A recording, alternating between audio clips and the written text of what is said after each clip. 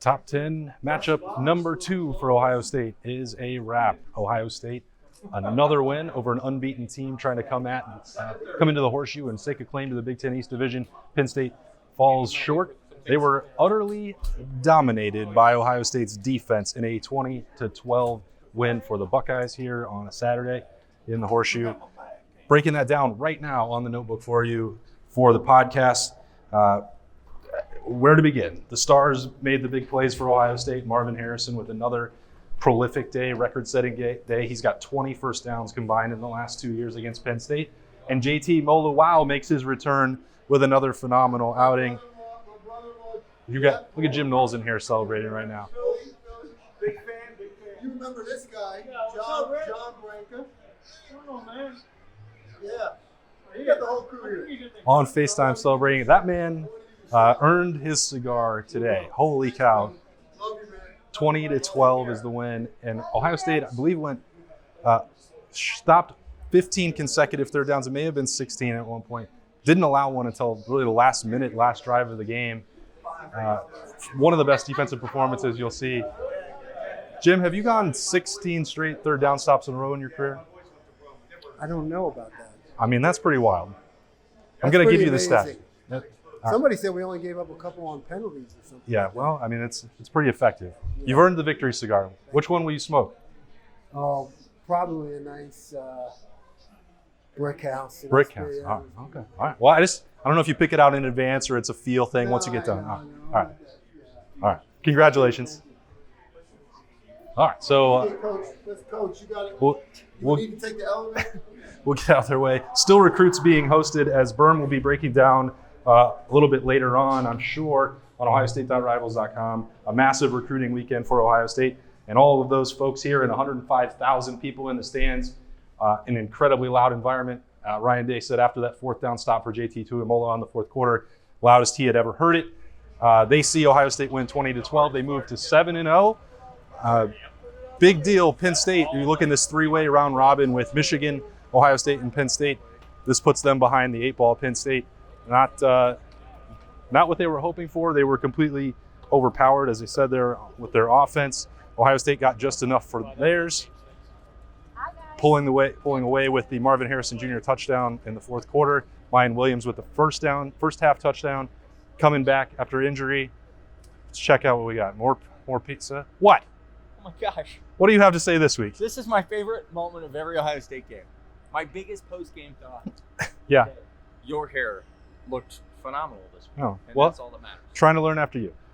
Donato's Pizza. This one didn't even have a look how big the box is for this delivery. That's wild. How do they do that?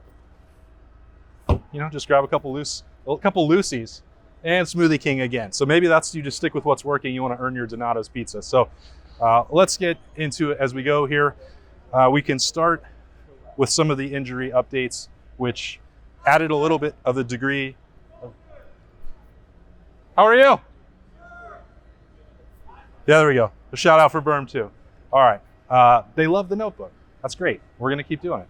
What was I saying? Denzel Burke did not play.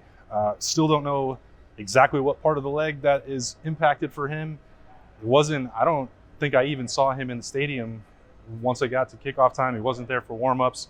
That was a little unusual from that respect, but Ohio State, as we expected, they put Jermaine Matthews in there at corner as the rotational corner, still moving Jordan Hancock into the nickel. Both of those guys played phenomenally.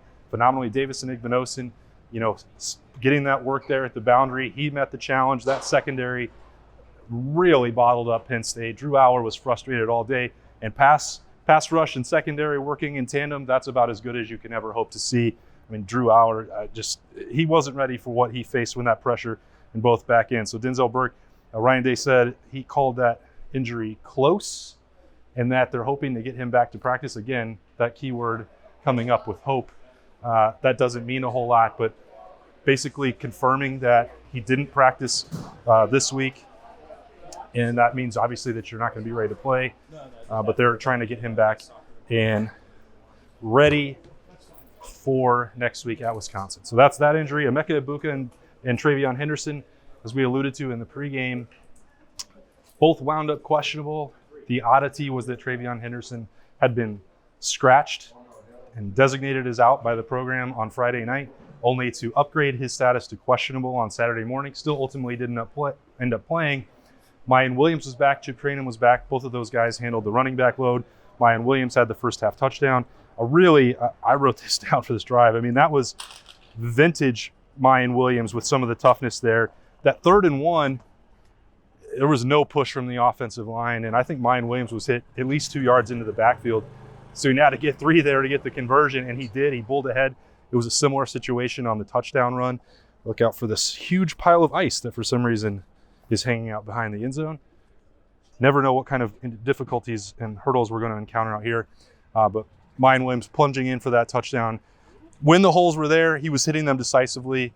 Like, you look at the end result, I think he finished at 2. At one point, he was at 4 yards per carry. That dropped as Ohio State struggled a little bit to close it out on the ground later on in the game. But he got tough yards, and when it was blocked up well, when Ohio State found some success there, and really the second quarter, Mayan was hitting it and going, and it looked kind of like when he burst on the scene and some of the way that he played last year before the injuries mounted. So big-time play game for him. You can count that down.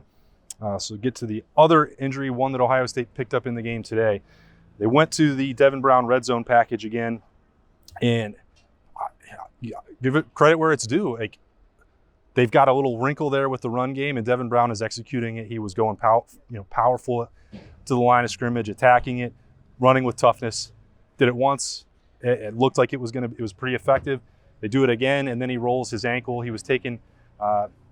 He laid down on the turf for quite a while. He almost scored on that play. It was maybe the way he was twisting to try and get in that didn't help his ankle. Stayed out there, got some medical attention for a couple of minutes, and then Ohio State took him by cart up to the locker room. So for that to just be a sprain after needing a cart to get to the locker room, I think that's probably a positive sign for Ohio State. But one thing that was interesting that Ryan Day brought up about that Devin Brown injury was that there was a plan to use it in a different situation that could have come up today.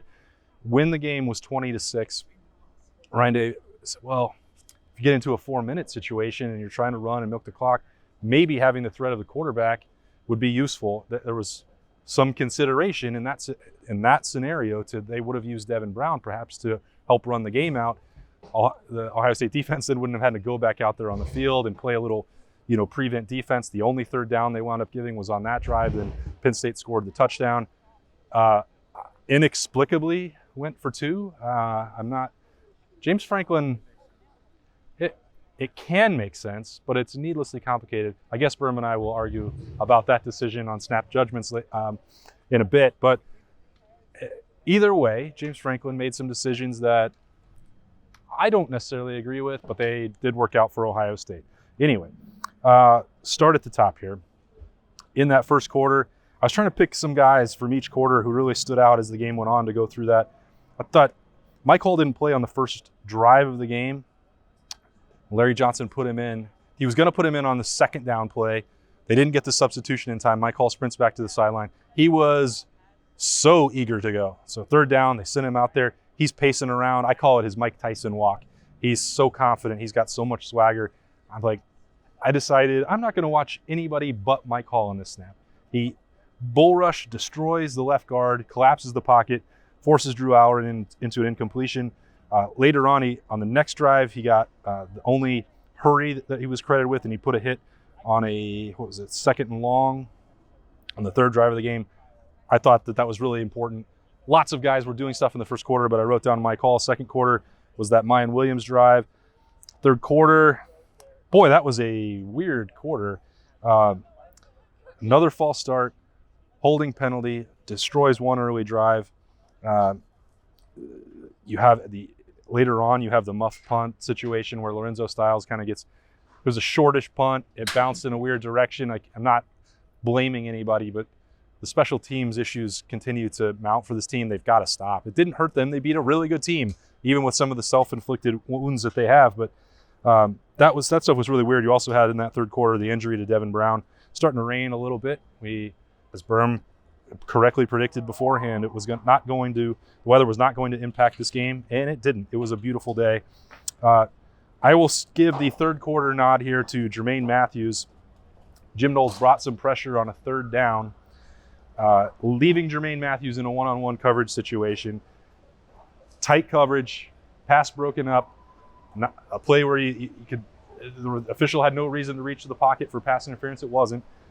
That was key. Another big stop in the fourth down. Marvin Harrison Jr.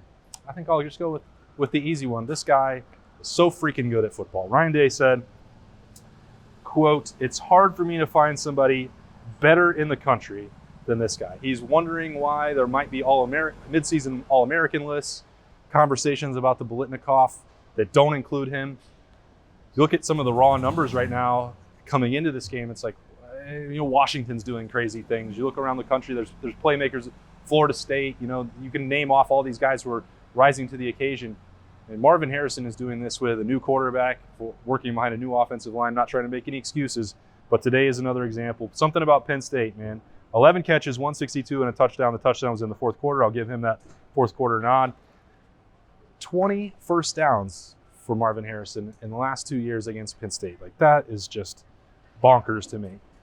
You wrap this game up, you talk about the defense first and foremost. Like, we did it. We saw Jim Knowles up there getting his victory cigar. Ryan Day said that's championship level defense. He knew sort of, I was going to joke with him afterwards about accepting defense first for the way that this program is playing. Like, there's nothing wrong with that. The offense has not found the highest gear that we're used to seeing from them. That's been okay because Penn State was supposed to be the best defense in the country. And they did a good job limiting Ohio State for the most part, but there were opportunities for the Buckeyes to make more plays. Berm asked Kyle McCord a question about that in the postgame, like, what's it going to take to maybe take that next step? And, like, it's not, I don't know, a glaring issue that they haven't done it yet. Maybe I'm wrong. People can disagree about that. That would be fine. They beat a hell of a Penn State team without their finest offensive performance because the Silver Bullets are back. And, like, this felt like a 2002 style win. Like, you go get it any way you can, and you're trying to get to 12-0, and for a chance beyond that, they stayed right on track for that. Is because of the defense, and then offensively, Ryan Day said we left a lot of plays on the field, but it was the number one defense in the country, so it's all relative. So no one is going to leave here and complain about beating Penn State 20-12. They are in control of that tiebreaker against the Nittany Lions, as Ohio State and Michigan now sit on top of the East undefeated. Long way to go still before you get there. Ohio State goes to Wisconsin next week, for whatever struggles the Badgers have had recently, and then losing Tanner Mordecai. Night game, Halloween weekend, I'll lean into Berm's take on that one, that you never want to go to Camp Randall in those situations, and maybe spooky things will happen. Who knows? But Ohio State doesn't have to worry about that quite yet. They're going to celebrate another top 10 win, beating another undefeated opponent in the Horseshoe, and beating Penn State for the 7th year in a row. A lot of lucky sevens in there for the Buckeyes, but it's the number 8 that matters most to them. 20-12, 8-point victory, and then looking for win number 8 next week at Wisconsin, where we will have full coverage all week long to get ready for that one. But that will be a wrap from me in here for the Notebook on the podcast. Thank you so much for joining us.